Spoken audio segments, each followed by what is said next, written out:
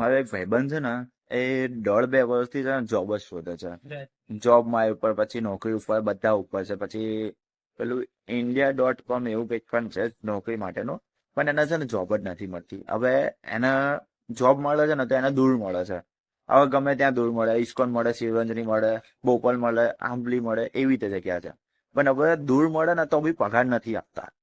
તો પગાર એમ નથી આપતા, પણ અમુક જગ્યાએ છે ને તમારે શોધવી પડે. તમે શોધશો ને તો જ તમને નોકરી મળે. અને નોકરી પણ તમને અમુક જગ્યાએ સારી ના મળે અને અમુક જગ્યાએ સારી મળે. અને જ્યાં સારી મળે ત્યાં પગાર ના મળે, અને જ્યાં સારી ના મળે ત્યાં પગાર મળે, એવું હોય છે. પણ આમાં તમારી ઉપર છે કે તમારે નોકરી કરવી ના કરવી.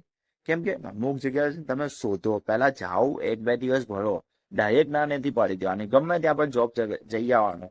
કોઈ પણ બોલાવો, અમુક લોકો કહે કે મને 10,000 આપે છે, 15,000 આપે છે. ભલે ને 15-20 હજાર આપતો હોય, ગમે ત્યાં 10,000 બી આપતો હોય, 8,000 બી આપતો હોય, પણ સારી તો હોય. પણ એના માટે તમારે એક વખત જવું પડે, એક વખત એક્સપિરિયન્સ લેવો પડે. તમે તમારી જાતને એક્સપિરિયન્સ નહીં લો ને તો તમને ખબર નહીં પડે કે આની જોબ સારી છે કે ખરાબ છે. તો એના માટે એક્સપિરિયન્સ લો તો તમને ખબર પડશે. અને નોકરી તો ગમે ત્યારે પણ કરવી જ જોઈએ. નોકરી નહીં કરો ને તો સાહેબ તમારું કંઈ નહીં ચાલે. આજનો વિડીયો આટલો, અને ચેનલને સબસ્ક્રાઈબ કરો, શેર કરો, અને થેન્ક યુ.